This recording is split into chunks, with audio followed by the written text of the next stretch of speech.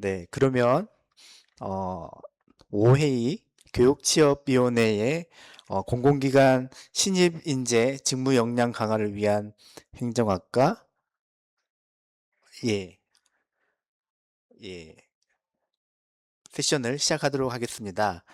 예, 저는 사회를 맡은 강원대학교 윤성현입니다. 반갑습니다. 그리고 발표자를 소개해 드리겠습니다. 우리 성균관대학교의 김상태 교수님. 반갑습니다. 네. 김상태라고 합니다. 그리고 브로셔에 있는 순서대로 말씀드리도록 하겠습니다. 국민연금공단의 김만수 박사님. 음, 음. 그리고 신용보증기금의 은민호 회계사님. 그리고 그 중소벤처기업진흥공단의 김지만 네, 네, 팀장님. 그리고 한국지능정보사회진흥원의 김진주 선생님. 네. 그리고 충남대학교의 고영준 교수님. 또 충남대학교의 김란 교수님. 음, 음. 그리고 전주대학교의 문창훈 교수님. 그리고 전북교육청의 최선아 박사님이십니다. 네, 아마 이 세션은 우리 그 행정학에서 사실 제일 어려운 부분입니다. 그 교육과 취업을 이제 동시에 신경 쓰는 위원회인데 사실 취업을 위한 교육을 해야 되는데 사실 여러 가지 상황에서 쉽지가 않은 현실입니다. 그래서 거의 제가 기억하기로도 거의 한 10년 이상 전부터 이제 이런 교육취업위원회에서 여러 가지 활동을 했었는데 사실 큰 성과가 있었다라고 보기는 좀 어려운 측면이 좀 많았습니다. 그래서 올해 제가 알기로는 우리 그 이영국 교수님께서 교육취업위원장님 맡아서 여러 가지로 많이 이제 활동을 좀 하신 걸로 알고 있습니다. 그래서 그런 활동 중에 하나로서 오늘의 이제 세션이 열린 것 같습니다. 그래서 먼저 우리 김상태 교수님께서 공공기관 신입 인재 직무 수행 능력 강화를 위한 협력 방안에 대해서 약 10분 정도 들은 다음에 그 다음부터 여기 토론자 선생님들의 의견을 그리고 플로어에서 의견을 많이 듣도록 하겠습니다. 그러면 우리 김상태 교수님을 모시도록 하겠습니다. 아,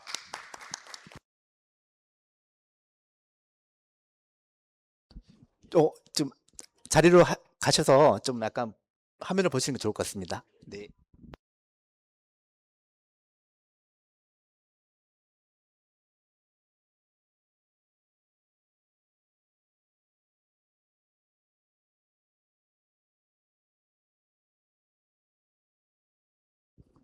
아, 아, 아.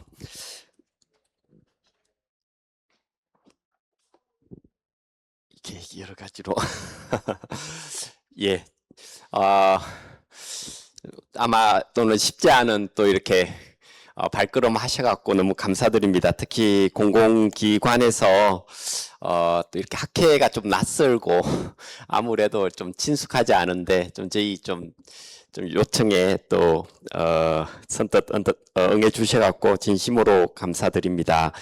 이 행정학회 차원에서 아마 이영국 교수님이 중심이 돼서 여러 가지 교육과 취업에 대한 좀 고민을 하고 있습니다. 그 중에 하나를 제가 공공기관 어떤 신입직원 직무능력 강화와 관련된 앞으로의 뭐 플랜, 액션 플랜 뭐 이런 것들을 한번 좀 정리를 해보고 싶었고요. 사실 오늘은 저희 또 행정학회 차원에서 몇 차례 회의를 했지만 뭐 이런 방향이 맞는 건지 진짜 잘 모르겠더라고요. 그래서 오늘 이 세션을 통해서 진짜 공공기관의 인사, 채용, 교육 쪽 담당하시는 뭐 팀장님들 좀 이렇게 모셔서 또 교수님들하고 같이 해서 좀 같이 논의를 한번 시작해 보는 그런 계기를 좀 마련해 보고자 오늘 세션을 마련했습니다.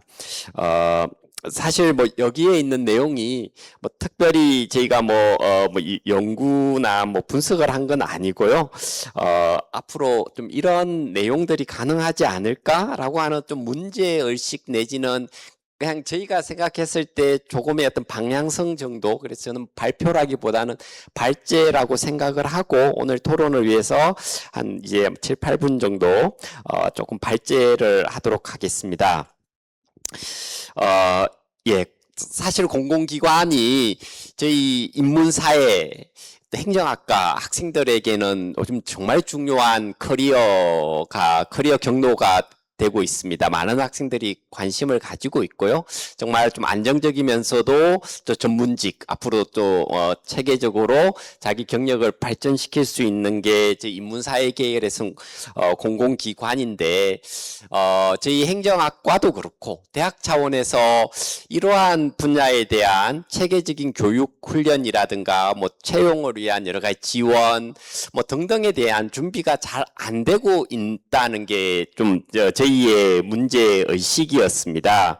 뭐 그렇다고 뭐 지금의 채용 제도가 잘못되었다거나 그리고 이제 전공 시험에 반드시 좀 행정학을 넣어주세요라고 뭐 이런 얘기를 꼭 하고 싶은 건 아니고요.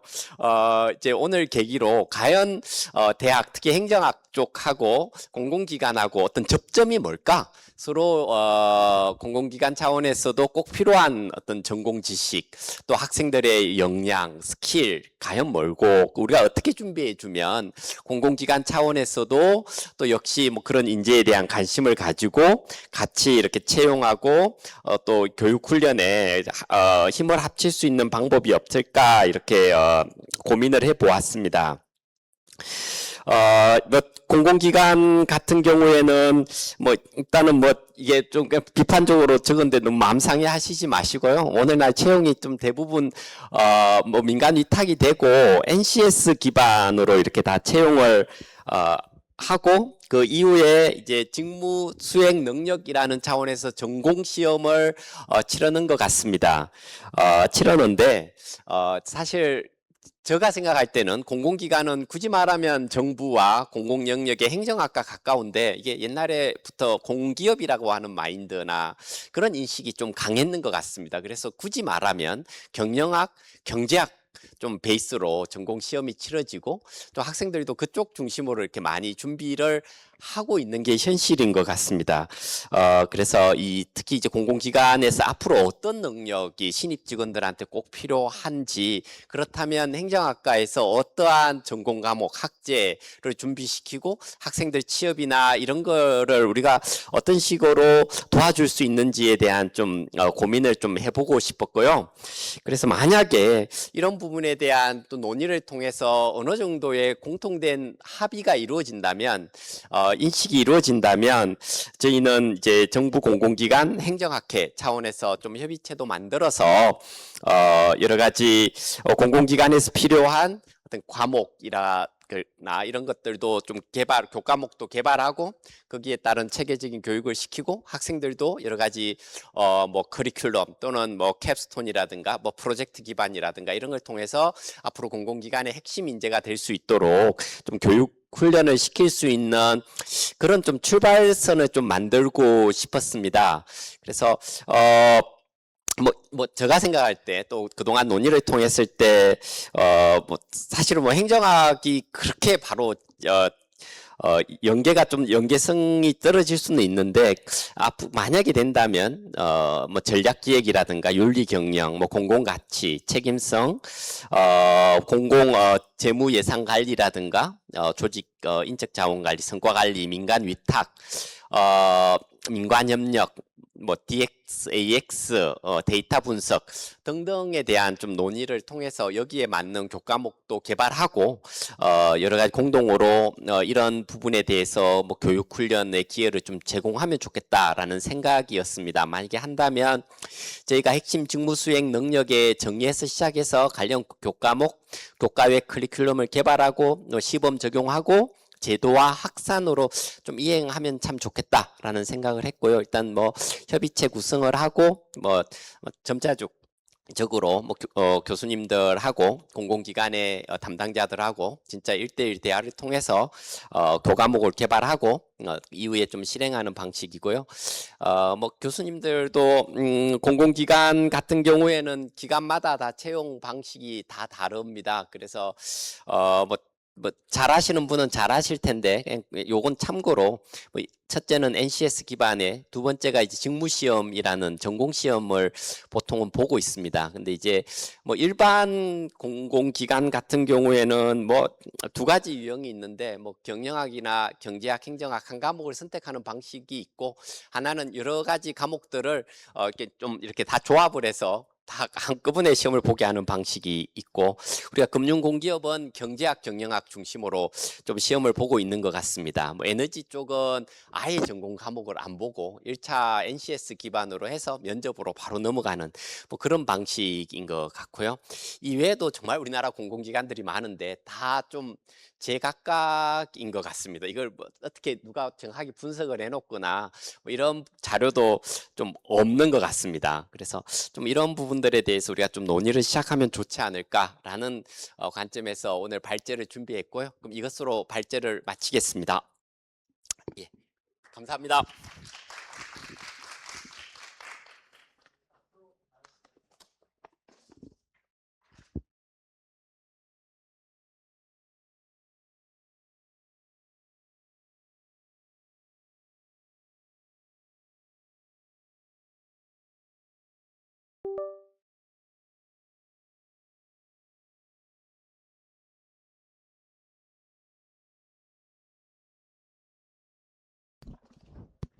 네, 김상태 교수님께서 전반적인 우리 그 교육취업위원회에서 해야 될 전반적인 방향에 대해서 발제를 해주신 것 같습니다. 그러면 이 그 여기 브로셔에 있는 순서대로 약 뭐 한 7분 정도, 8분 정도 자유롭게 말씀을 해주시면 감사하겠습니다. 먼저 공공기관에 계신 우리 국민연금공단의 김만수 팀장님부터 부탁드리겠습니다.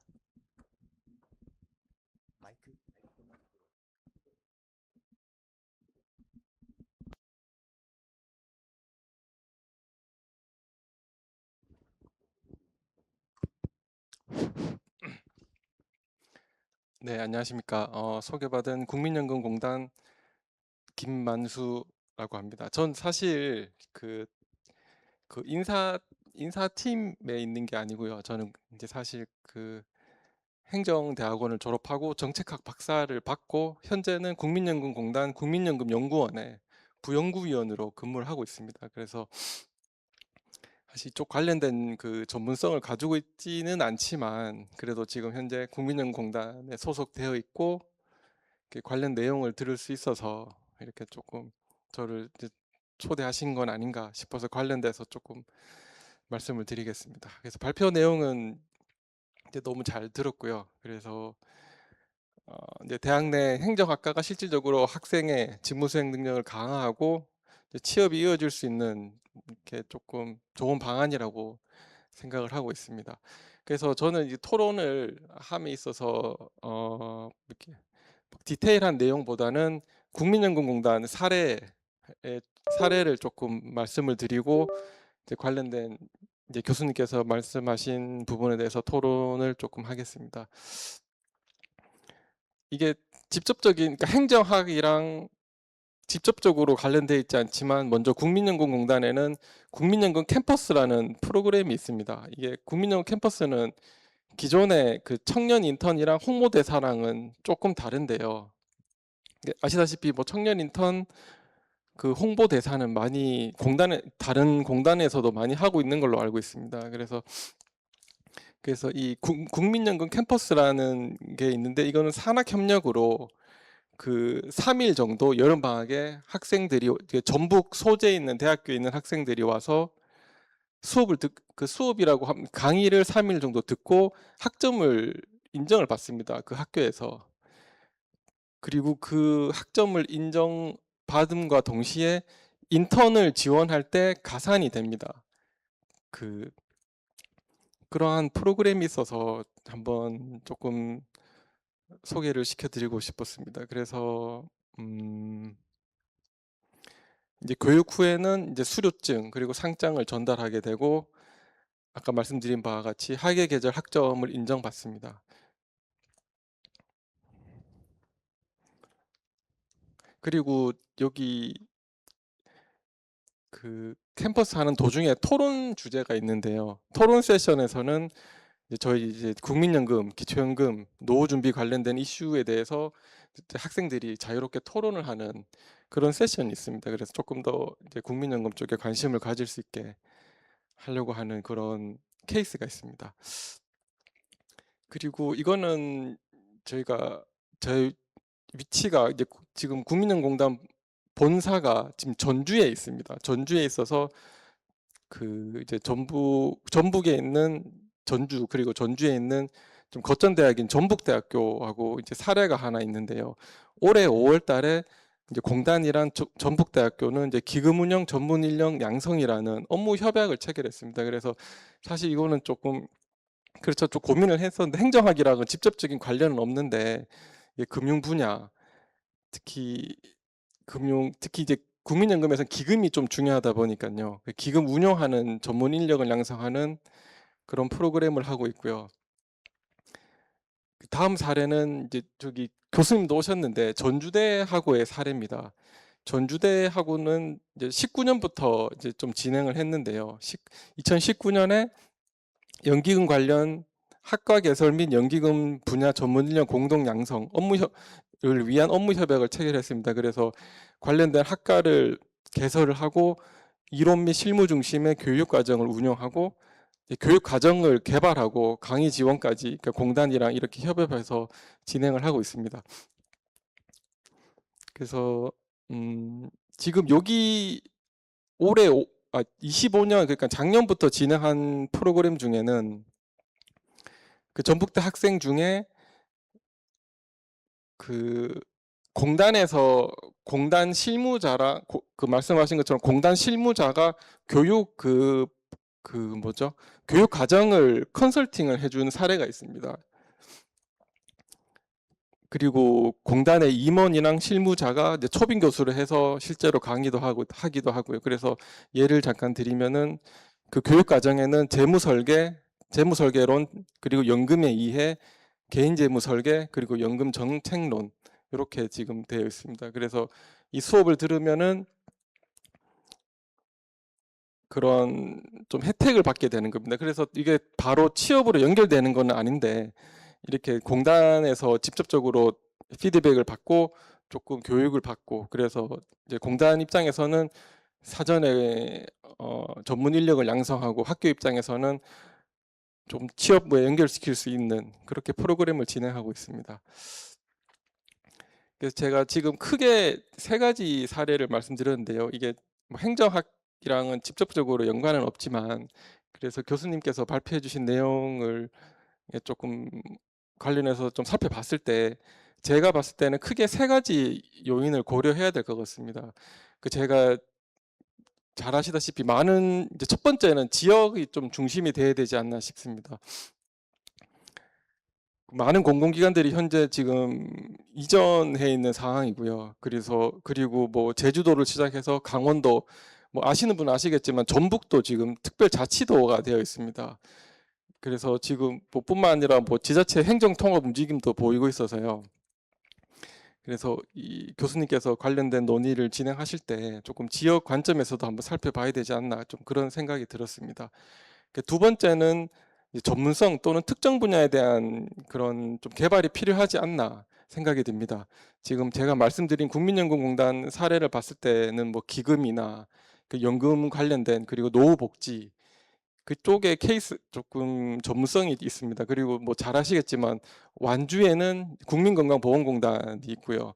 그 나주에는 사학연공단이 있고 제주도에는 공무원연공단이 있습니다. 그래서 이렇게 일괄적으로 큰 틀에서 이렇게 방향을 잡을 수는 있지만 각 지역마다 조금씩 그런 전문 분야에 대한 논의도 함께 좀 진행될 필요가 있지 않나 싶습니다. 그리고 또 제가 앞선 사례에서 말씀드린 바와 같이 좀 다양한 학과와의 협업이 좀 필요하지 않나 좀 그렇게 생각이 됩니다. 그 행정학과가 커버할 수 있는 부분이 어느 정도 한계가 좀 있어서 그래서 좀 융복합 전공이라고 불리는 그런 전공으로 좀 융합을 해서 그 좀 수요를 충족할 수 있지 않나 좀 그렇게 생각을 하고 있습니다.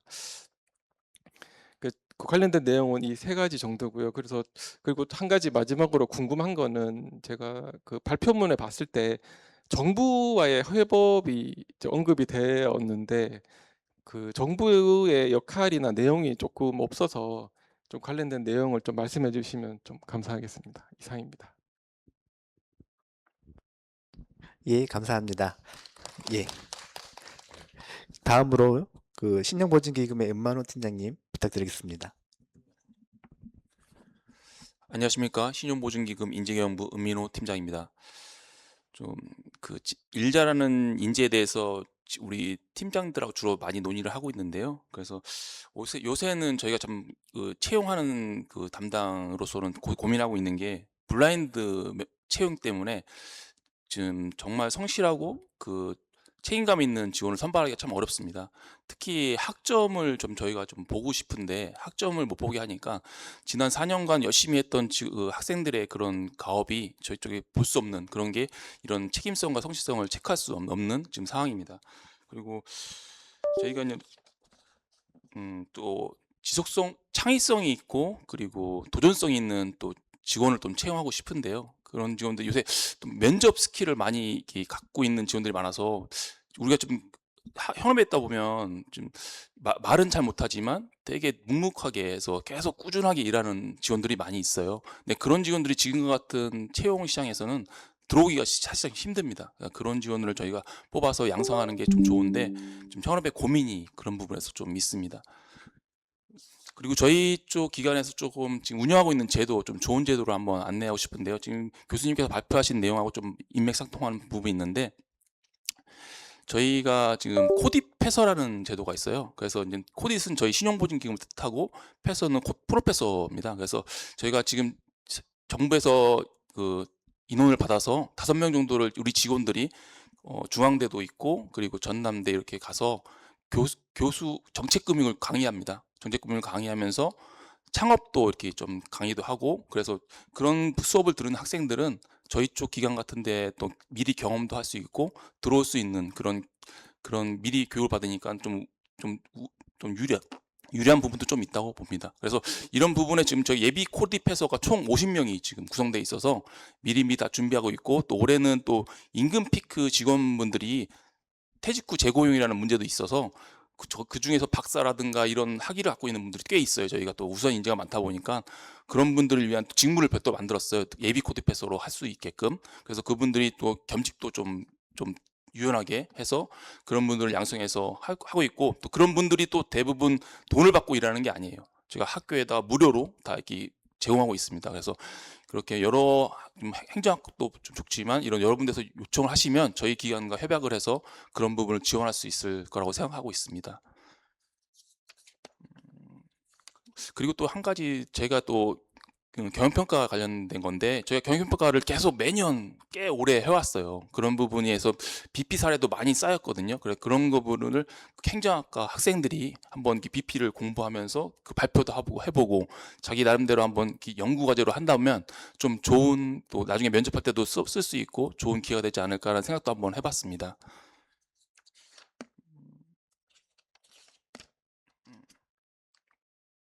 특히 또 제가 또 필요한 또 역량이라 보면은 또 요새 최근에 들어왔던 직원들 보면은 좀 의사소통 능력이 예전보다는 조금 좀 약한 거 부분이 있어요. 예를 들어서 뭐 재경부에 가서 좀 대관 업무를 해야 되는데 혼자 한번 가서 해보라 하면 되게 좀 난색을 표하는 경우가 좀 많이 있어요.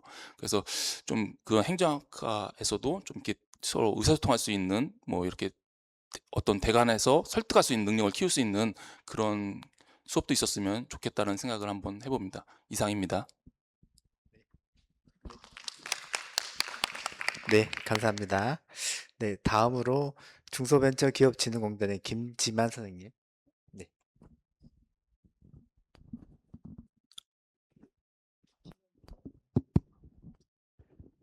예, 안녕하세요. 방금 소개받은 중소벤처기업진흥공단 김지만 팀장입니다. 인재경영실 소속이고요.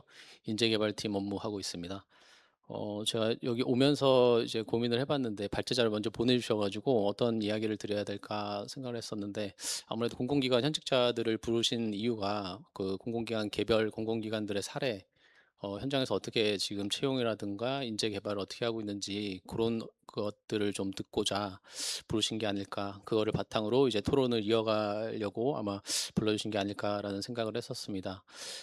실제로 저희 중소벤처기업진흥공단 같은 경우는 상반기에 지금 채용 전형을 진행 중에 있습니다. 60명을 채용 진행 중에 있고 저희 같은 경우는 직렬은 크게 행정, 기술로 구분되어 있고 그 채용 진행 전형 같은 경우는 교수님께서 발제 자료에 보여주신 것처럼 NCS 전형, 그리고 전공 필기, 인적성, 1차, 2차, 면접 전형 이렇게 나눠서 진행되고 있습니다.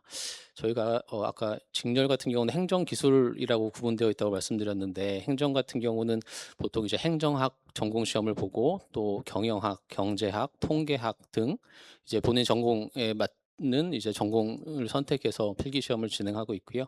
기술 같은 경우는 이제 화공, 전자, 전기 뭐 각 분야들 다 있습니다. 그래서 본인들이 이제 학창 시절에 대학에서 배웠던 전공 과목을 선택해서 응시할 수 있도록 하고 있습니다. 저희 중진공 같은 경우는 정책자금, 준정부기, 기금관리형 준정부기관으로 분류되어 있고 정책자금을 집행하는 기관입니다. 정책자금 집행에 따른 기업 평가 업무가 당연히 필요하고요. 그리고 해외 사무소들이 있기 때문에 글로벌 인재도 수요가 있습니다. 여기에 더해서 이제 정책자금 집행 후에 사후관리 업무, 대출관리 업무가 있기 때문에 채권관리 직렬이라고 해가지고 법 전공한 이제 학생들을 대상으로 별도 직렬로 구분해서 채용을 진행하고 있습니다. 사실 저 같은 경우도 금년 1월 달에 와가지고 채용 업무를 지금 진행 처음 하고 있는데 와서 이제 느낀 거는 중진공뿐만 아니고 공공기관들의 채용의 특성이 좀 민간 기업과는 다른 양상을 좀 보인다라는 생각이 좀 드는데요. 그 이유는 일단 기본적으로 지방에 좀 소재하고 있습니다. 타 공공기관도 마찬가지일 텐데 지방에 소재하고 있다 보니까 여기 아마 이직률도 좀 높은 편이 있고 그리고 지역에 있는 학생들도 많이 오기 때문에 그런 차이가 좀 있을 것 같고요. 그리고 추가적으로 순환 근무를 합니다. 저희 같은 경우는 이제 34개 지역본부 그리고 연수원 6개 있고 해외 사무소도 있기 때문에 2년 또는 3년 주기로 계속 이제 순환해서 근무하도록 되어 있습니다. 타 공공기관도 근처에 저희 뭐 진주 혁신도시에 있는 공공기관 얘기를 들어봐도 마찬가지로 이제 지사들이 많기 때문에 거기서 이제 순환 근무를 함에 따라서 이제 조직 관리라든가 조직 문화라든가 이런 게 이제 다른 양상을 보인다고 얘기를 듣고 있습니다. 그래서 저희 채용 진행할 때 항상 면접할 때 강조하는 것이 필기 시험을 통과한 친구들은 일정 부분 이제 역량을 갖춘 친구들이다. 그 이후에는 결국에는 이제 조직에 적응하는 인재를 뽑을 필요가 있는데 그런 친구들은 이제 인적성이라든가 이런 것들을 좀 중점으로 봐야 되고 이제 조직 적합도를 좀 중점으로 볼 수 있는 뭐 검사라든가 이런 전형들이 좀 더 준비되어야 된다라고 강조를 하고 있는 상황입니다. 저희 조직 적합성이라든가 이런 것들을 강조하기 때문에 민간 뭐 기업들하고는 분명 차이가 있다고 생각이 됩니다.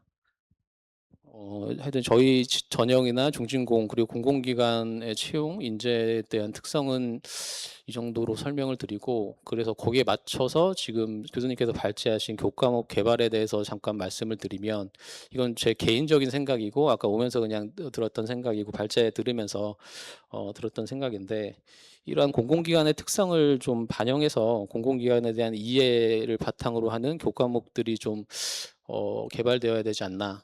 근데 제가 생각해는 모르겠습니다. 교수님한테 다시 여쭤봐야 될 것 같은데 뭐 행정학이라든가 경영, 경제, 뭐 통계 이 전공을 그대로 이제 교과목에 담아서 하면 그거는 공무원 시험 같은 느낌이 들고 공무원 대비반 같이 공공기관 대비반이 되면 그런 거는 좀 이제 의도한 바랑 좀 다를 수 있다. 라는 생각이 들기 때문에 그거보다는 여기 예시에 잘 적어주신 것처럼 공공기관 특성을 이해할 수 있는 이게 아마 그 기관 경영 평가의 지표 같은 느낌인데 전략 기획이라든가 뭐 윤리 경영, 뭐 ESG, 뭐 재무예산 관리, 성과 관리 그리고 뭐 갈등 관리라든가 이런 부분들을 어떻게 이제 좀 담아낼 수 있는 교과 형태로 담아낼 수 있는 형태가 되면 뭔가 이제 시험 대비의 그 대학 본연의 목적과 다른 시험 대비랑 다른 뭔가 진짜 그 학생들한테도 도움이 되고 저희 공공기관 직원 채용 담당자 그리고 공공기관에도 도움이 되는 공공기관에 관심 있고 그리고 미리 이제 선행학습을 통해서 공공기관에 대한 이해도가 높은 친구들을 채용할 수 있지 않을까라는 생각이 들었고요. 왜냐하면 잘 아시겠지만 전략기획 같은 경우는 이제 기관의 뭐 공기업, 준정부 기관, 기타 공공기관의 이제 설립 목적부터 미션, 비전 뭐 이런 것들이 다 이제 나누어져 있기 때문에 그 유형 카테고리별로 뭔가 이제 교과목 형태로 갖춰 나간다면 그 학생들이 이제 공공기관에 대한 이해도, 관심도를 좀 높일 수 있고 마찬가지로 선행학습을 통해서 그 학생들이 이제 실제 지원을 했을 때 면접 과정이라든가 이럴 때 좀 본인들에게도 도움이 될 수 있는 실제로 도움이 될 수 있는 교과목이 되지 않을까라는 생각이 들었습니다. 그리고 앞서 말씀드린 전략기획, 윤리경영 이런 것들 중에서 공공기관의 특성 진짜 차별적이라고 보는 게 이제 재무예산관리, 공공기관 재무예산관리나 특히 성과관리. 성과관리는 보면은 공공기관과 민간하고는 엄청난 차이가 있다고 생각합니다. 민간기업 같은 경우는 이제 이익 추구, 뭐 1인당 생산성 뭐 등등 뭐 이런 것들인데 공공기관 성과관리는 거기랑 이제 맥락이 아예 다른 부분이라 가지고 요거를 먼저 이해하고 학습을 시킨다고 하면은 그거는 이제 공공기관에 대한 전체에 대한 이해를 충분히 높일 수 있는 차원에서 교과목을 형성해 가지고 이제 뭐 교육을 시켜도 괜찮을 것 같다라는 생각이 들었습니다. 실제로 이제 취업하고 나서 공공기관의 성과 관리 뭐에 대해서 이제 좀 불만이 있는 친구들도 사실 있고요. 그러니까 개인 평가라든가 이런 게 뭐 딱 민간 기업처럼 되진 않고 조직 평가가 붙고 뭐 그런 부분 그리고 연봉제라든가 이런 것도 전 직원 대상으로 하지 않는 기관들도 분명히 있고 하니까 그런 부분 성과 관리에 대한 부분은 공공기관 특성에 엄청 차별성이 있으니까 그런 것들을 충분히 교과목 형태로 만들어 가지고 할 수 있을 거라고 생각이 듭니다. 그리고 지금 아까 신보분 패널께서 말씀하셨지만 의사소통 역량도 굉장히 중요하다고 생각합니다. 지금 비대면으로 다들 직원들 최근에 입사한 직원들 보면은 다 뭐 채팅 그 메신저로 다 소통하고 전화하는 걸 두려워하고 뭐 이런 것들이 굉장히 흔합니다. 그리고 당연히 그렇다고 생각이 되고요.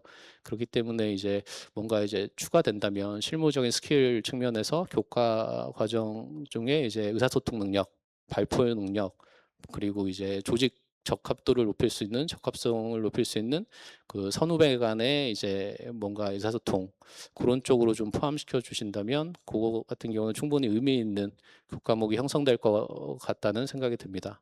예, 이상입니다. 네, 감사합니다. 다음으로 한국지능정보사회진흥원의 김진준 선생님 부탁드리겠습니다.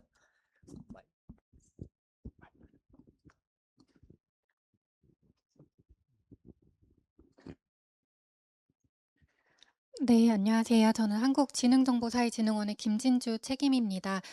저는 따로 발표 자료를 좀 준비해 와서 한번 띄워봐 주시면 좋을 것 같은데요.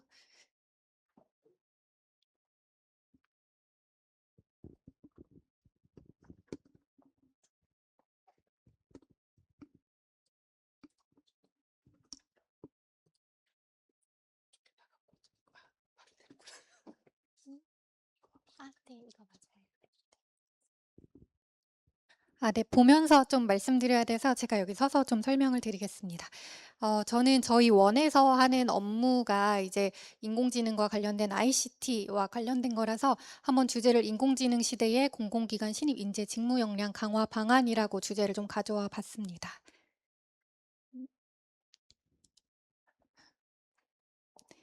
네. 간략하게 설명을 드리면 저는 이제 석사 학위를 마치는 동시에 그 공공기관에 취업을 하게 됐고요. 그래서 지금 한 만으로 10년 정도 재직을 하고 있고 그 공공기관에 다니면서 박사 학위를 하고 있는 중이고 따라서 그 직무와 관련된 정보화나 인공지능 기술 그리고 디지털 정보 등등과 관련된 신기술 수용과 저항에 대한 연구를 주로 하고 있습니다. 네. 그래서 먼저 한국지능정보사회진흥원이라는 이름 자체가 사실은 조금 생소하실 수 있으실 것 같아요. 그래서 조금 간략하게 설명을 드리면 저희 원은 지능정보화 기본법에 의해서 과학기술정보통신부와 행정안전부가 설립한 기관이고요. 정보와 정책과 사업을 지원하기 위해서 설립이 됐습니다. 근데 이름이 어려운 이유가 사실은 정보화 기본법이라는 이름 자체가 전부 개정되면서 지능정보화로 바뀌었기 때문에 저희 원 이름도 정보화진흥원에서 지능정보사회진흥원으로 바뀌었습니다. 그래서 사실 외부에 계시는 저희와 일을 많이 하시는 분들도 이름을 이렇게 머뭇머뭇 말씀하시거든요. 근데 이제 조금 거슬러 올라가면 한국전산원이라고 해서 초고속 국가정보통신망을 설립했던 아마 제가 알기로는 최초의 IT 공공기관이었던 것으로 알고 있습니다. 현재는 대구에서 운영이 되고 있습니다. 네, 그래서 크게 말하면 한국지능정보사회진흥원이 그래서 무슨 일을 하냐라고 하시면 디지털 기술로 사회 현안을 해결하고 미래를 열어가는 그런 미션을 가지고 일을 하고 있고요. 사실 저희 원이 하고 있는 업무가 상당히 많아서 도대체 한국지능정보사회진흥원이 무슨 일을 하냐라는 질문을 하면 저희 직원들이 가장 어려워하는 질문 중에 하나입니다. 단 하나로 설명드리기가 어려울 정도로 각 부서에서 하고 있는 일들이 너무나 다르기 때문에 그래서 일단은 어떤 직무 역량이 필요한가를 설명드리려면 무슨 일을 해야 하는지를 좀 설명드려야 될 것 같아서 좀 조직을 갖고 와 봤는데요. 크게 9가지 본부로 되어 있고 경영기획실을 제외하고 정책실은 이제 정책 연구를 하는 곳, 그리고 인공지능 융합본부는 ICT 기술, 그러니까 민간으로 아직 채 확산이 되기도 전에 아주 신기술들을 공공 부분에 적용하는 시범 사업, 실증 사업들을 하는 곳입니다. 그리고 지능기술 인프라본부는 5G나 와이파이 같은 것들을 구축을 하는 본부이고요. 인공지능 정부본부는 사실 행정학에서 가장 익숙하실 전자정부를 담당하는 곳입니다. 현재 제가 속해 있는 곳이고요. 전자정부라는 이름이 기술 변화에 따라서 디지털 정부, 디지털 플랫폼 정부, 그리고 현재의 인공지능 정부 본부까지 이제 왔고요. 그리고 그 다음으로는 인공지능 데이터 본부라 해서 AI 학습에 필요한 데이터들을 구축하고 개방하는 사업을 하고 있고, 또 공공 데이터 관련된 정책과 사업들을 담당하는 곳, 그리고 디지털 격차의 해소에 중점을 두는 포용본부, 그리고 해외 수출과 국제 협력들을 지원하는 글로벌 협력본부, 이렇게 구성이 되어 있습니다.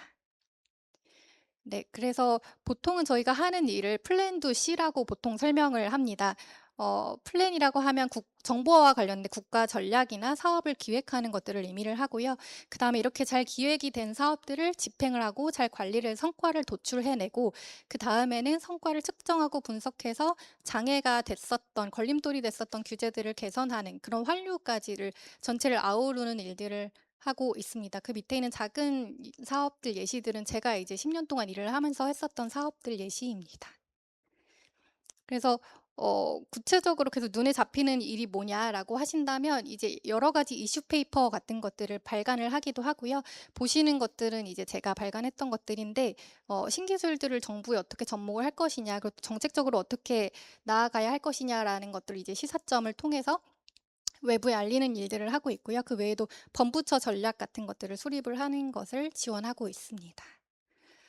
그래서 이런 일을 하기 위해서는 어떤 직무 역량이 과연 필요한 것이냐라고 설명을 드리자면 가장 명확하게 설명드릴 수 있는 것은 채용 절차일 것 같습니다. 아까 교수님께서 공공기관에서 이제 NCS에 기반하고 있다고 말씀 주셨는데 저희도 비슷한 절차들을 통해서 인재들을 채용하고 있고요.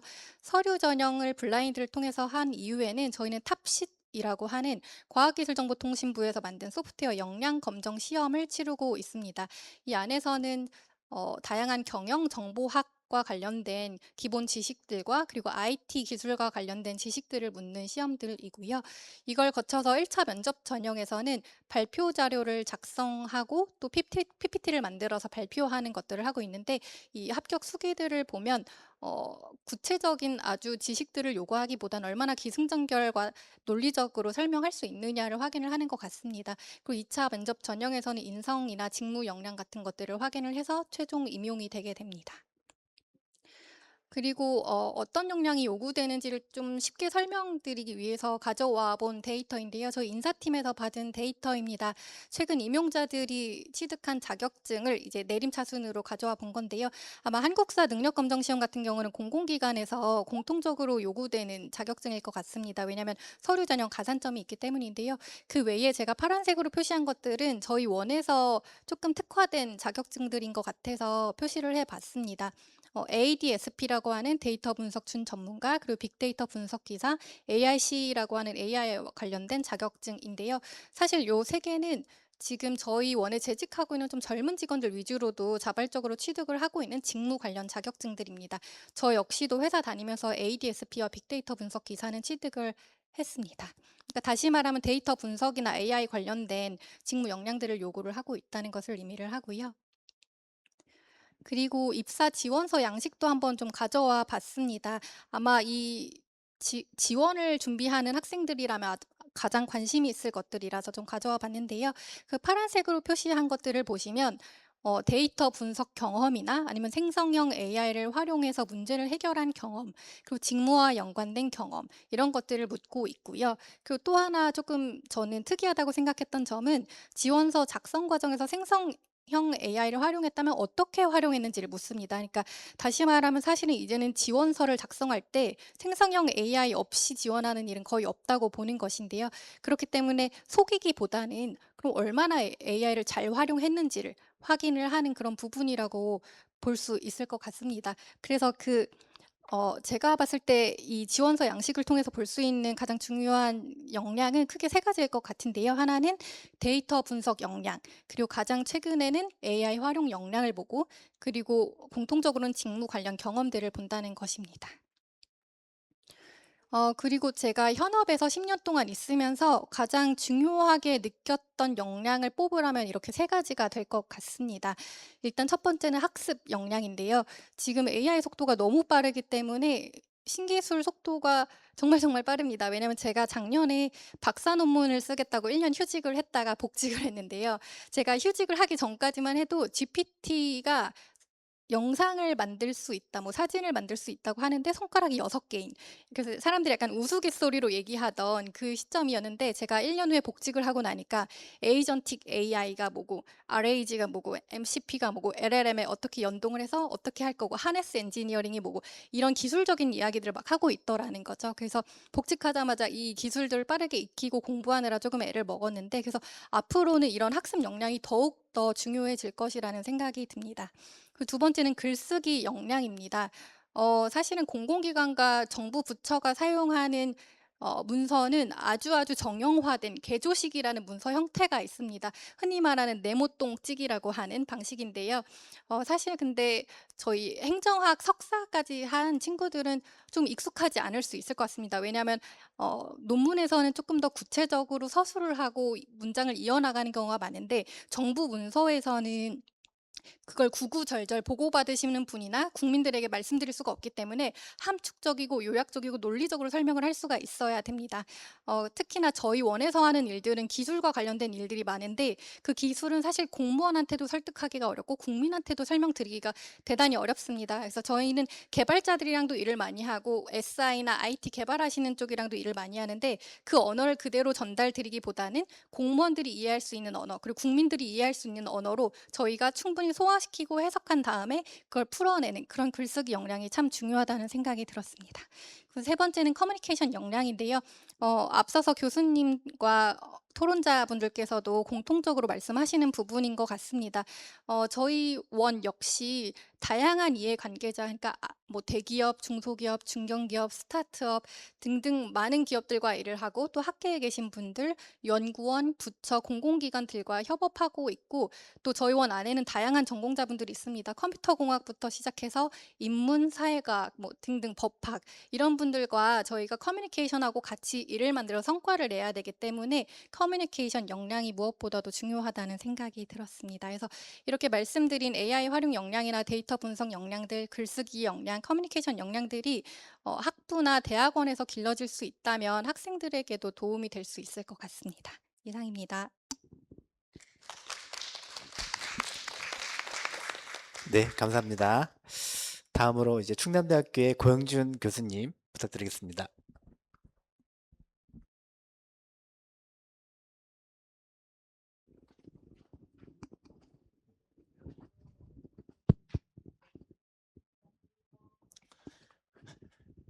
네, 충남대학교 고영준입니다. 오늘 토론에 공공기관 재직자분들이 오셔가지고 굉장히 위원으로서 뿌듯하면서도 제가 섭외를 못했다는 거에 대해서 또 죄송한 마음도 들고 그렇습니다.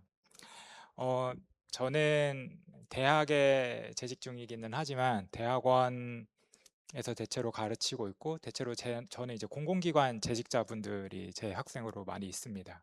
그리고 이제 동시에 또 학부 수업을 할 때 보면은 이제 공공기관을 가고 싶어하는 학생들이 있는데 사실 그 학생들이 자기가 지원하고 관심 갖고 있는 공공기관에서 어떤 걸 하는지 그리고 어떤 역량을 요구하는지를 잘 이해 못한다는 그런 생각들이 들기도 합니다. 그러면서 저희 대학원에서 다니시는 공공기관 분들과 학부생들을 연결해주면 얼마나 좋을까 그런 생각들을 하고 있습니다. 이제 어떻게 보면은 이게 취업 시장에서 공급자랑 수요자로 구분을 할 수 있습니다. 대학은 공급자고 이제 공공기관은 수요자로 볼 수 있는데 이제 그렇다고 해가지고 대학이 어떤 인재를 생산을 하고 공공기관이 소비를 한다라고 보기에는 조금 경계해야 될 부분들이 있습니다. 그래서 이게 직무 역량은 단순히 대학 교육으로 끝나는 게 아니라 여러 가지 훈련이나 현장 경험들이 결합이 돼가지고 형성되는 공동 생산의 결과라고 볼 수 있기 때문에 그런 것들을 좀 고려해야 될 필요가 있지 않을까 생각이 듭니다. 그러면서 우선 저는 이제 대학 측면하고 공공기관 측면으로 나눠서 말씀을 드리고 싶습니다. 대학 측면에서는 이제 무엇을 어떻게 가르칠 것인가에 대한 고민이 있을 것 같습니다. 그래서 첫 번째로는 대학이 담당해야 될 직무 역량의 범위는 어디까지인가를 고민을 해봐야 될 것 같습니다. 이제 공공기관에서 요구하는 업무 역량을 대학에서 전부 다 제공을 하거나 가르치는 것은 어렵고 또 바람직하지도 않을 것 같다고 생각이 들고요. 공공기관마다 필요로 하는 역량이 굉장히 다양할 겁니다. 그리고 실제로 공공기관 내부에서도 직무에 따라서 요구되는 역량들이 다양하기 때문에 어떤 공공기관 하나라고 해가지고 이런 역량이 반드시 중요하다 이렇게 이야기하기도 굉장히 어려울 것 같습니다. 그러면 이제 대학에서 공통적으로 가르칠 수 있는 역량이 무엇이고 이제 공공기관에서 특별하게 나중에 입사 후에 가르쳐야 될 부분은 무엇이고 그 중간 어딘가는 무엇인가 이거에 대해서 고민을 해봐야 될 것 같다 이런 생각이 듭니다. 그리고 또 두 번째는 교육 내용뿐만 아니라 방법을 어떻게 할 것이냐에 대한 고민도 있을 것 같습니다. 대체로 이제 학부 수업을 보면은 교과서 하나를 정하고 혹은 PPT를 통해 가지고 학생들한테 전달을 하는 식으로 강의가 되는데 이게 실제 직무 수행 역량에 도움이 되는가라고 고민을 할 때 꼭 그럴 것 같지는 않습니다. 실제로 학생들이 사례를 분석을 하고 보고서도 작성을 해보고 이제 여러 가지 거버넌스 상황에서 이해관계자들의 갈등을 어떻게 조정을 하는지 그리고 여러 정책 딜레마적 상황에서 어떻게 판단을 하는지 이런 것들이 중요하다고 생각을 합니다. 그리고 앞에서도 말씀해 주셨지만 민간하고는 굉장히 다른 이제 공공만의 성과 관리가 있기 때문에 이런 것들을 어떻게 판단하는지가 굉장히 중요하고 특히 이제 실제 사업의 성과 지표를 어떻게 설계하는지가 또 중요할 것 같습니다. 이런 측면에서 볼 때 대학에서 이것들을 지금 할 수 있는가에 대한 고민이 또 들고 있습니다. 특히 이제 대학 내부의 교육 역량의 문제랑도 연결이 될 수 있는데 저도 대학에 있지만 이제 교수님들이 이 새롭게 필요로 하는 역량들을 전달하기 위해서 자신의 역량을 키우는데 많은 노력을 하시는가? 저도 그러지 못하고 있고 열심히 노력하시는 분들이 있는데 그걸 또 저도 따라가지 못하고 있는 상황에서 과연 그게 가능할 것인가 그런 고민이 듭니다. 앞에서도 이제 토론해 주신 분께서 AI 활용과 관련돼서 말씀을 해주셨는데 대학 내부에서도 그런 역량의 차이가 많이 나타나고 있습니다. 그래서 이런 것들을 대학에서 어떻게 가르치고 또 역량을 키워나갈 것인가 이거에 대해서 좀 고민을 해봐야 될 것 같습니다. 그리고 다음으로 이제 공공기관 측면에서 볼 때는 공공기관에서 어떤 직무 역량을 요구하고 또 이걸 어떻게 선발하고 육성할 것인가에 대해서 좀 고민을 해봐야 될 것 같습니다. 첫 번째로 이제 공공기관은 수요를 어떻게 구체적으로 정의할 수 있는가에 대해서 고민을 해봐야 될 것 같은데 단순히 이제 문제 해결 능력이나 의사소통 능력을 갖춘 인재가 필요하다라는 것만 요구하는 것으로는 교육과정을 설계할 수 없을 것 같습니다. 그래서 어떤 직무에서 어떤 과업을 수행할 때 어떤 역량이 필요한지 이런 것들이 필요할 것 같고 사실 여기서도 고민이 되는데 이제 공공기관이 시기에 따라 가지고 아주 짧은 시기가 될 수도 기간이 될 수도 있고 좀 긴 기간이 될 수도 있겠지만 기관마다 요구하는 역량이 빠르게 바뀔 수도 있고 좀 천천히 바뀔 수도 있습니다. 그렇다면 이제 이런 것들을 어떻게 대학에 요구를 하고 또 이제 대외적으로 알릴 수 있느냐 이런 것들이 좀 고민이 될 것 같습니다. 그리고 두 번째는 이제 앞에서도 말씀드린 것하고 좀 연결이 될 수 있을 것 같은데요. 공공기관별로 수요가 좀 다르다는 현실입니다. 지금 이 세션 말고 앞에 세션에서도 유사한 내용들이 다뤄졌지만 이제 공공기관마다 공통적으로 요구하는 역량이 있을 뿐만 아니라 또 특수하게 요구되는 역량들이 있을 것 같습니다. 근데 이제 그러다 보면 이제 공공기관 인재라는 하나의 유형을 전제로 단일한 교육과정을 설계하기 어렵다는 것들이 당연히 있을 것 같고 이제 그런 거를 고려를 할 때 공공기관에서 직무군별로 역량을 어떤 걸 요구하는지가 좀 더 명확하게 나타나고 또 이거를 어떻게 대학에 전달하고 또 대학에서 어떻게 반응을 하느냐 이런 것도 되게 중요할 것 같다고 생각이 듭니다. 그래서 사실 이게 굉장히 어려운 지점이라고 생각을 합니다. 이제 공공기관 평가를 들어가 보면 이제 공공기관에서도 직무별로 어떤 역량을 키우게 할 것이고 어떻게 선발할 것이고 또 훈련을 할 것이고 이런 것들을 굉장히 머리를 많이 쓰고 계시다는 것을 알고 있습니다. 그리고 이제 대학에서도 취업이라는 어떤 현실적인 문제를 고려할 때 이제 그런 것들을 계속 고민을 해야 되는데 이런 어떤 논의들이 이제 학회에서 이루어지고 이런 과정이 한 단계로서 같이 이제 논의를 하는 장이 되고 그리고 좀 더 발전적으로 되고 대학에서 공공기관을 위한 인재를 키우고 공공기관에서도 좋은 인재를 선발을 해가지고 더 나은 사업을 할 수 있는 그런 방향이 되기를 바라면서 토론을 마치도록 하겠습니다. 감사합니다. 네, 감사합니다. 다음으로 충남대학교 김남 교수님 부탁드리겠습니다.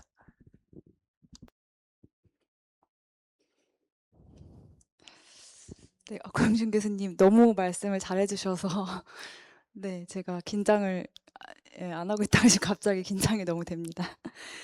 네, 지금 공공기관 채용이 직무 역량 중심으로 재편된 지 거의 10년이 지난 시점입니다. 그래서 지금 학회의 역할은 이런 학계와 이런 현장의 간극을 좀 메워주는 역할이라고 생각을 해서 오늘 제가 말씀드리고 싶은 거는 지금 현재 시류에서 우리가 행정학에 어떻게 변화해야 하는가, 어떤 것이 필요한 것인가, 그리고 현재 채용 제도가 빠르게 바뀌고 있는데도 불구하고 행정학의 교육 과정의 그 속도를 따라가지 못하고 있기 때문에 이제 그런 부분들을 좀 말씀을 드리고 싶은데 학생들이 사실 NCS나 PSET을 준비를 하는데 이게 행정학에서 이제 이런 역량들을 채워주지 못할 때 이런 것들은 결국에 직무 역량의 양성이라는 게 사교육으로 좀 외주화되지 않을까 하는 염려가 늘 들고 있습니다.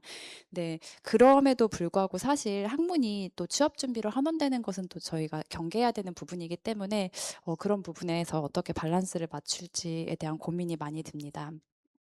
근데 또 어떻게 한편으로 생각을 하면 이 둘이 완전히 대립하진 않는 부분이라고 생각을 합니다. 그래서 행정학의 사실 학문적인 깊이는 다른 어떤 학과도 모방할 수 없을 이런 직무 역량의 원천이라고 생각이 드는 부분들이 있는데 사실 오늘 쭉 말씀해 주신 얘기들을 들어보면 사실 많은 부분들이 이제 한 방향으로 수렴하는 것 같습니다. 특히 뭐 의사소통 능력도 그렇지만 디지털 역량도 마찬가지고 현재 필요한 역량들은 이제 다 공통적으로 가고 있는 것 같은데요.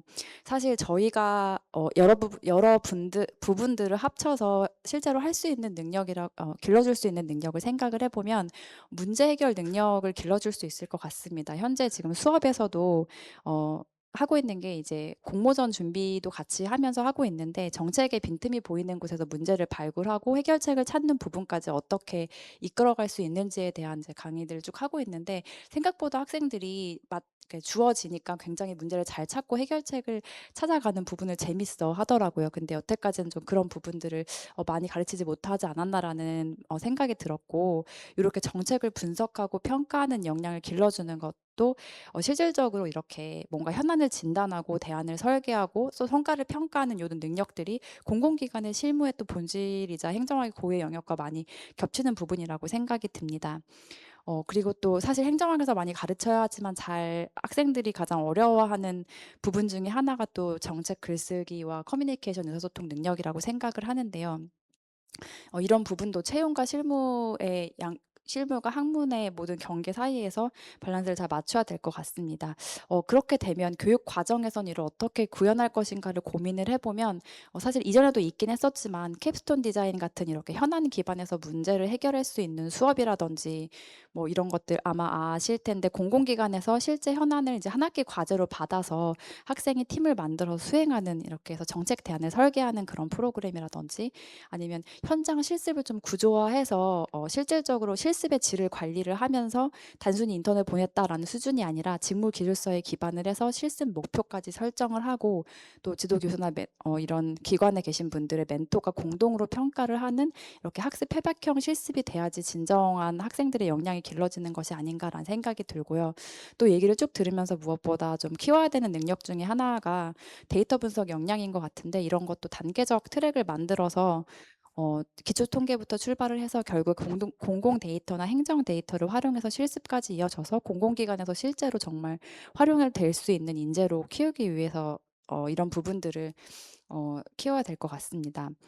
그리고 정책 글쓰기 같은 부분도 정규 교과화되면 아마 이런 능력들, 의사소통 능력이나 발표 능력들 연결해서 역량을 키울 수 있을 것 같고, 뭐 NCS와도 연계할 수 있을 것 같은데, 이제 무엇보다 이 모든 것이 대학이 혼자서 할 수는 없고, 이제 아무래도 이렇게 학회처럼 공공기관이랑 그러니까 공공기관의 직무 역량 수요랑 대학의 교육 과정을 잇는 요 매개에 있는 이 학회 자리를 이제 만들어 주신 만큼 이런 기관과 학계가 협력을 해서 뭐 인턴십, 현안 과제, 멘토링 이렇게 매개를 하는 허브가 많이 만들어지고 그래서 공공기관과 정부가 뭐 채용 정보와 직무 기술서를 투명하게 사전에 공개를 하게 되면 양질의 실습 기회도 만들고 실무자 멘토도 제공이 되고 뭐 학계는 여기에 부응하는 협력을 같이 응답을 하게 되면 결국 아까 말씀드렸던 정보의 비대칭성이 좀 해소가 돼서 교육과 행정 채용이 연결이 될 수 있을 것 같습니다.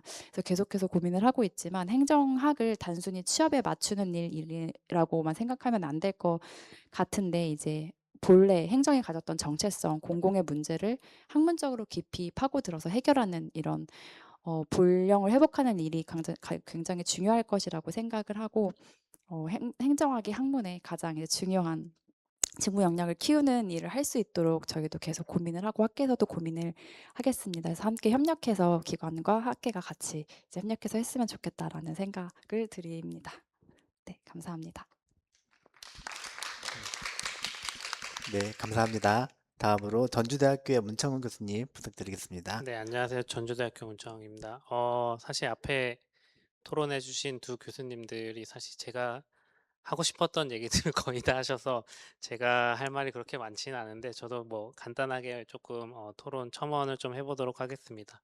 일단 제가 처음에 저도 이제 교육취업위원회로 지금 활동을 하고 있는데 그때 이제 이영국 위원장님께서 전화를 해주시면서 지방에 있는 학교에서 학생들이 취업하는 게 사실 쉽지 않다. 그래서 같이 한번 좀 고민을 해보자. 이런 식으로 말씀을 해주셔서 저도 이제 그런 고민을 하고 싶어서 이 교육취업위원회에 같이 와서 지금 활동을 하고 있는데요.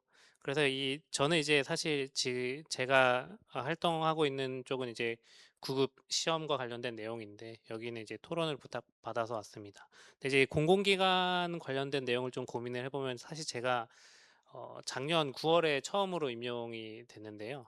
그때 이제 뭐 제가 이제 하고 싶었던 수업을 막 받아서 하는 게 아니라 그때 이제 선배 교수님들이 주는 수업을 그냥 받아서 했던 수업이 사실 공공기관론이었습니다. 그래서 이제 처음에 이제 공공기관론이라는 수업을 받아서 이제 수업을 이제 짜고 이제 구성을 해야 되는데 제일 이제 난감했던 것 중에 하나가 공공기관론과 관련된 책을 저도 이제 찾는데 2015년인가 17년 책이 가장 최근 책이라고 하는 그런 이제 출판사에서 그런 얘기를 하더라고요. 그래서 이제 책을 받아서 나름대로 이제 나름대로 구성을 하려고 하는데 너무 이제 아웃데이트 되고 그런 측면에서 수업도 어떻게 해야 될지 모르겠다 해서 참고를 하다가 결국엔 제가 그냥 알아서 그냥 뭐 내용을 찾아서 좀 구성을 좀 많이 했는데요. 그런 측면에서 이 교육취업위원회에서 이제 진짜 이제 공공기관과 관련된 취업이나 이런 관련된 이제 교과서나 이런 것들을 만들려고 한다라는 측면이 굉장히 긍정적이다라는 생각이 들고요. 그래서 저도 이제 앞으로도 계속 이 수업을 해야 될 것 같으니까 빨리 이 교과서가 좀 나왔으면 하는 처음 바람이 하나가 있고요. 그런 측면에서 제가 조금 첨언드리고 싶은 내용들이 뭐냐면, 사실 저도 이제 수업을 하면서 많이 지금 이제 토론을 하면서 했던 내용들 부분을 더해서 제가 좀 말씀드리고 싶은 거는, 학생들에 대한 지금 아까 지금 요새 세대들은 좀 뭐 커뮤니케이션 능력도 떨어지고 뭐 물론 모든 게 다 그런 게 아니라 약간은 조금 좀 부족 뭐 약간 이런 뭐 그러니까 조금 부족한 측면이 있다라는 이야기를 좀 많이 듣고 있는데요. 그 부분에 어느 정도 동의를 하고는 있긴 하지만, 저는 지금 학생들에 대한 저희 이 세대들의 좀 이해가 필요하지 않을까라는 생각이 듭니다. 그러니까 요새 학생들이 공부하는 거를 보면은 거의 뭐 텍스트로 보지 않고 거의 다 동영상으로 조금 많이 보거든요.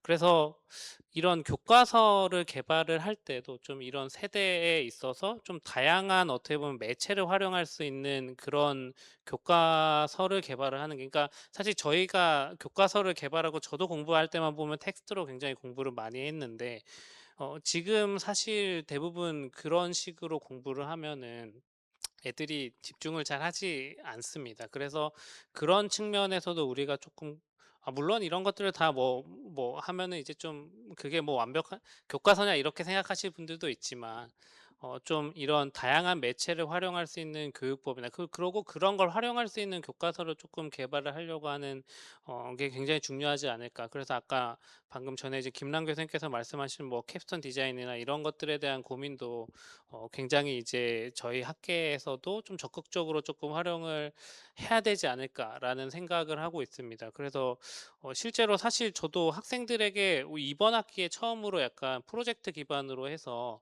뭐 지역 축제를 한번 기획해보는 수업을 좀 진행을 해봤는데, 사실 이론 수업보다 훨씬 더 학생들이 반응도 좋고, 그러고 오히려 더 학생들이 어 오히려 더 적극적으로 참여를 하는 약간 그런더라고요. 그런 측면에서도 공공기관과 관련된 부분에서도 우리가 뭐 공공기관 실무와 관련된 뭐 아까 얘기한 뭐 현안이나 이런 것들을 좀 적극적으로 좀 뭔가 기획을 하고, 이게 교과서에 반영이 안 되면 뭐 이제 뭐 예를 들어서 대학에서 노력해야 될 부분이 약간 좀 그런 측면에서 좀 노력을 하면 조금 훨씬 더 좀 양질의 교육을 할 수 있지 않을까, 그런 생각이 좀 개인적으로 조금 많이 들고요. 그래서 좀 사실 뭐 그러면서도 좀 개인적으로 하나 드는 생각이, 이게 어쨌든 저희가 행정학과로서 이 교과서를 만드는데 너무 또 실무를 가다 보면 이게 행정학의 본질, 이게 과연 뭔가 이게 뭐냐라는 이런 개인적인 조금 의문이 좀 들 수도 있을 것 같습니다. 그래서 이런 이제 교수님께서도 이제 교과서를 개발하시면서 이 공공기관에 대한 어떻게 취업 이런 얘기도 하면서 그런 얘기와 더불어서 이 행정학이라는 언어의 하나의 과목으로서 이제 공공기관론 이런 것들이 어떤 의미가 있을지를 조금 더, 저는 아직 좀 많이 부족해서 그런 거에 대한 고민은 필요하다고 생각은 하지만 아직은 조금 대안은 좀 없는 상황이라서, 좀 이런 것들이 좀 앞으로 좀 필요하지 않을까라는 생각을 하고 있고요. 그래서 뭐 앞으로도 잘 고민을 하셔서 좋은 교과서를 만드셨으면 합니다. 네. 네, 다음으로 전북교육청의 최선화 박사님 부탁드리겠습니다. 네, 안녕하세요. 전북교육청에 재직 중인 최선화 연구위원입니다. 저는 일단 우리 교육취업위원회를 시작할 때 이게 학령 인구 감소나 이제 지방 소멸 추세가 이제 전국적으로 진행이 되고 있지만, 어쨌거나 이제 지역에서 조금 더 지역 대학들이 이제 위기를 겪고 있고, 행정학과도 그 예외가 아니어서 이제 행정학과가 어떻게 대응해야 이제 살아남을 수 있을까라는 문제 의식에서 시작되었다고 알고 있는데요. 그래서 이제 저도 지역에 있다 보니 이제 지역 NG 측면에서 조금 말씀을 드려보고자 했습니다. 또 제가 졸업 전에 이제 공기업 정책학과에서 이제 통계 논문 지도를 했는데 그때 이제 인사 담당자분들을 많이 만날 기회가 있었는데요. 그때마다 이제 업무에 대해서 말씀을 해주실 때 이야기하는 부분들이 이제 블라인드 채용을 진행을 하면서 어려운 점들을 말씀을 해주셨는데 그 중에 하나가 또 이제 지역이 있었습니다.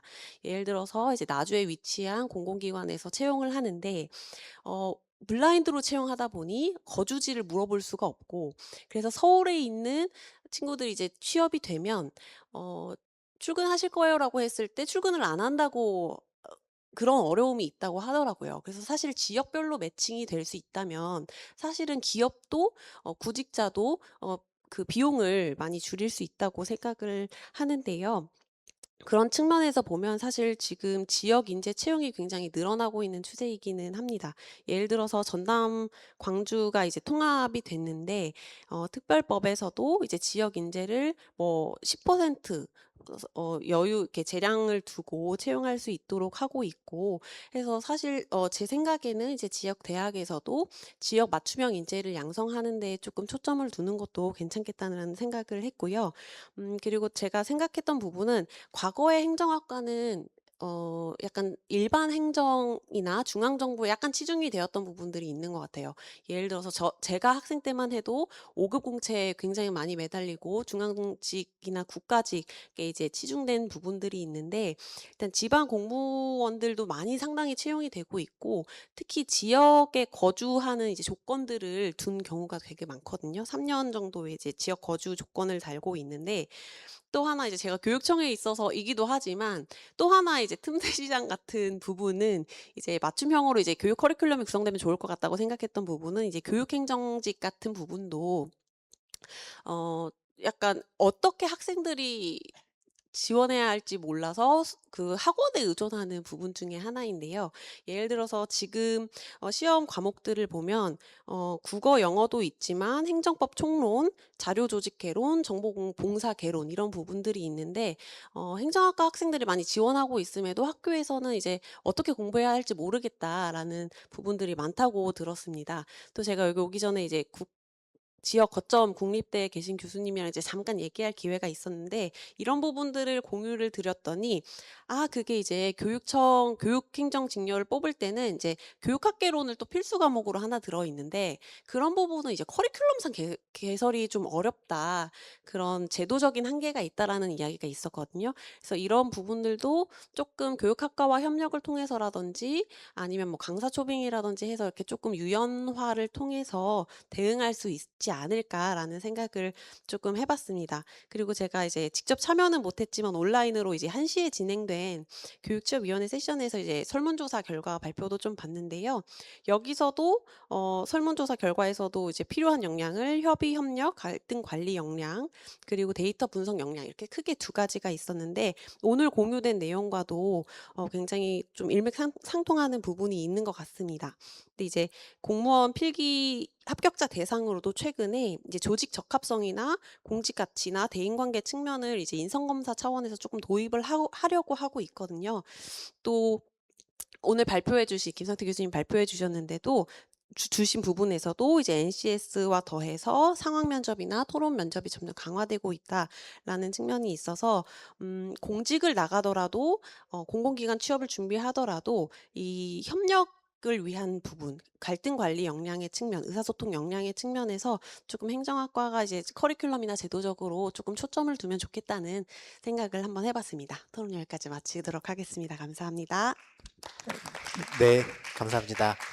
네, 다 8분의 토론을 들어봤는데요. 일단 플로어에 우리 이영국 교수님을 포함한 많은 분들의 의견을 듣기 전에 일단 뭐 짧게 저의 경험을 말씀드리면 일단 저도 몇 가지 측면을 좀 생각을 해봤는데 첫 번째는 우리 그 공공기관이니까 일단 공무원을 생각해 보면 요즘에 최근에 보면 이제 공무원 선생님들도 그런 의사 능력에 대한 그런 스킬이 거의 부족하지 않나 싶기도 하고 제가 작년에 모 그 중앙부처의 어떤 기관에 갔는데 과장님을 만나러 갈 때까지 아무도 이제 저를 이제 저지하시는 분도 없고 다 이제 제가 들어가는 걸 뻔히 알고 계신데도 불구하고 자기 화면 모니터만 보고 절대 일어나서 인사를 안 하시더라고요. 이거 왜 왔는지도 물어보지도 않고 끝까지 가만히 계시다가 이제 과장님께 얘기를 하니까 요즘 직원 선생님들이 아무도 이제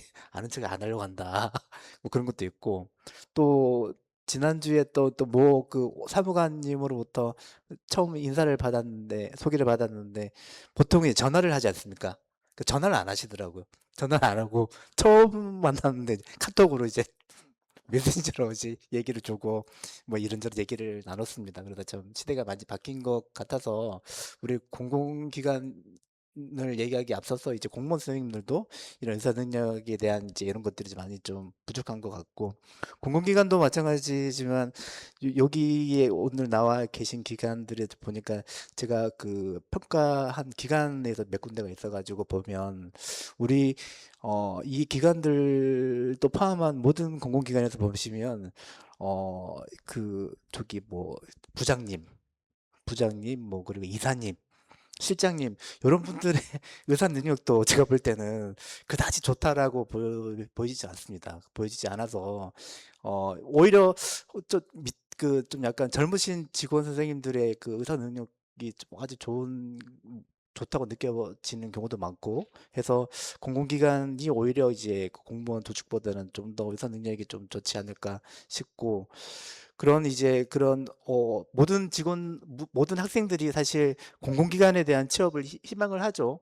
그래서 공공기관에 대한 취업이 잘 안 되면 이제 다른 뭐 공무원이나 이렇게 이런 것들을 많이 가는데 그랬을 때 우리 대학에서 제가 봤을 때는 제가 전체 대학은 잘 알지는 못하지만 공공기관과 관련된 학과가 있는 게 제가 떠오르는 대학이 두 군데가 있습니다. 원광대학교가 있고 그다음에 서분대학교가 있습니다. 그래서 둘 다 이제 뭐 공공기관 학과 그리고 행정공기업학과라고 이제 있는 걸 알고 있는데 그 커리큘럼을 예전에 한번 봤는데 거기도 딱히 뭐 그런 과목이 없습니다. 없고 뭐 NCS 뭐 한 과목 있고 뭐 PSAT 한 과목 있고 다 이제 개별 과목으로 가는데 아무래도 이제 그 학과명을 변경을 하고 그쪽으로 가려고 하더라도 아무래도 대학의 기본적인 이제 교과목 편성이 또 필요하니까 또 그런 게 그 대학 학과명은 바뀌었지만 아직까지 과목은 많이 바뀌지 못한 그런 경향성이 있는 것 같습니다. 그랬을 때 어떤 뭐 교과목이 필요할지에 대해서 그 교수님께서 여러 가지 안을 주셨는데 이것도 저는 괜찮다라고 생각을 합니다. 저도 평가를 몇 년 동안 하면서 느끼는 지점이 정말 우리 그 공공기관과 관련된 평가와 관련된 제도가 정말 많습니다. 정말 많아서 제가 지금 올해 팀장을 하고 있지만 이 평가 지표와 관련된 제도들을 다 알지 못합니다. 다 알지 못하고 항상 해마다 보면서 야 이게 이런 의미였구나라는 거를 이런 제도가 있구나라는 걸 이제 항상 새로 알게 되는데 그런 것들을 뭐 위시에서 공공 뭐 기관에 대한 뭐 평가가 중요하긴 하지만 그 평가 제도와 관련된 여러 가지 제도 그리고 그것들을 뭐 위한 교양적인 과목들을 구성을 하는 것도 괜찮을 수 있는 방법일 수 있겠다라고 생각을 합니다. 그래서 이런 교과목을 개발을 해서 우리 학회와 그리고 공공기관에서 정말 도움이 되는 그런 교과목이 설계를 되면 좋겠습니다. 네, 일단 플로어에서 혹시 이영국 교수님 하실 말씀 있으시면 말씀해 주시기 바랍니다. 네.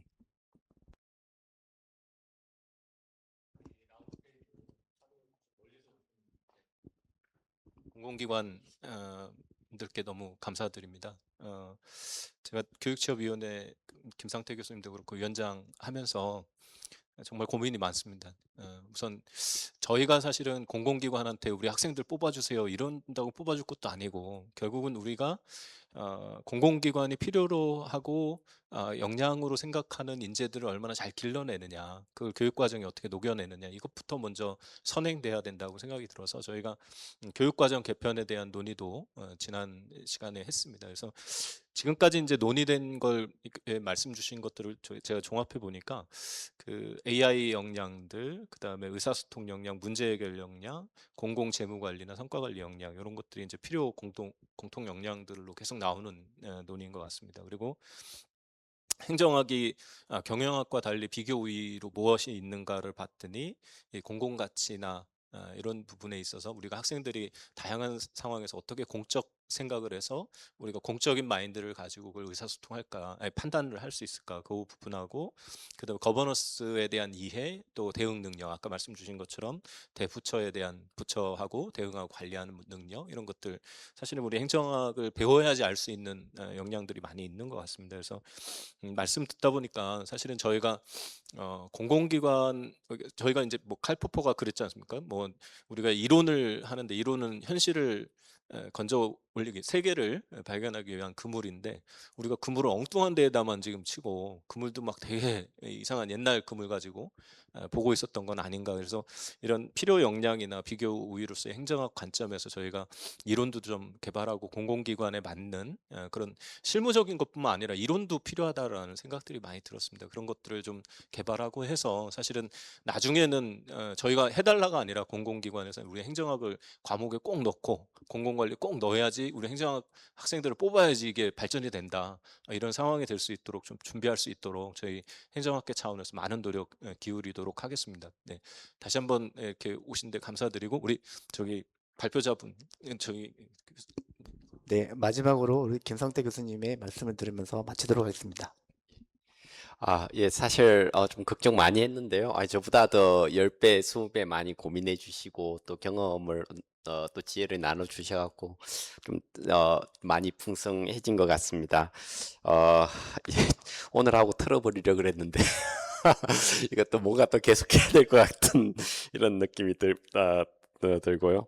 아까 뭐 정부와의 또 협력 부분에 대해서 팀장님께서 질문을 잠깐 하셨는데, 저희가 생각했던 의도는 뭐 인사혁신처나 뭐 재정경제부랑 좀 전반적으로 어떤 식으로 좀 학생들을 교육을 하는 데 있어서 공공기관의 역량을 강화한다는 측면에서 좀 어떤 공통적인 어떤 공감대를 형성하고, 어쨌든 이제 시작할 수 있는 뭐 MOU라든가 뭐 이런 걸 통해서 한번 좀 그런 계기를 만들어 볼까라는 고민이었고요. 오늘 이미 뭐 코디 패스라든가 여러 가지 이미 제도가 많이 있다는 걸 좀 알게 되었습니다. 예, 뭐 길게 얘기할 건 아닌데요. 아까 또 교수님들하고 다 말씀해 주신 부분과 같이 분명히 공공기관에서 필요한 역량이 있고, 또 대학교가 또 교수들이 할 수 있는 부분들이 있는 것 같습니다. 할 수 없는 부분도 분명히 있고, 그런 부분과 관련해서는 제가 생각한 좀 이상적인 거는 좀 문제 해결 능력, 적극적인 뭐 이런 거와 관련해서 여러 가지 사례나 프로젝트를 통해서 진짜 문제 해결을 하는 경험, 그걸 통해서 본인이 할 수 있다는 자신감, 또 여러 동료들하고 협력한 경험, 또 뭐 교수님들이든 밖에 있는 여러 사람들을 찾아가서 부탁을 하고 협조를 구하고, 좀 이런 좀 공부나 좀 이렇게 준비를 많이 해야 되지 않을까. 그렇게 된다면 뭐 어떠한 영역에 있었어도 빠르게 학습하고 적응하고 조직에 꼭 필요한 인재가 되지 않을까. 저는 개인적으로는 그렇게 생각합니다. 어쨌든 앞으로 저희가 행정학계가 좀 중심이 되어서 대학에서 공공기관의 직무 전문 능력을 좀 키울 수 있는 그런 방법을 계속 좀 고민하도록 하겠습니다. 종료라고 하는데요. 사실은 제가 오늘 저녁을 행정학회 또 이형국 교수님도 계시고 오늘 학회장님께서 저희 세션 저녁을 뭐 오신다는 건 아니고요. 밥값을 주신다고 그래서 아마 많이 바쁘시겠지만 식사가 된다면 같이 아마 부산역 쪽으로 이동을 해서 뭐 서로 이제 뭐 횟집이나 아니 한식이든 같이 식사를 하고 뭐 시간 되는 대로 각자 아마 또 기차표를 끊었으니까 이동하면 어떨까 생각이 듭니다. 바쁘신 분은 어쩔 수 없지만. 예, 감사합니다. 네, 이상으로 교육취업위원회 세션을 마치도록 하겠습니다. 모두 수고 많으셨습니다. 감사합니다.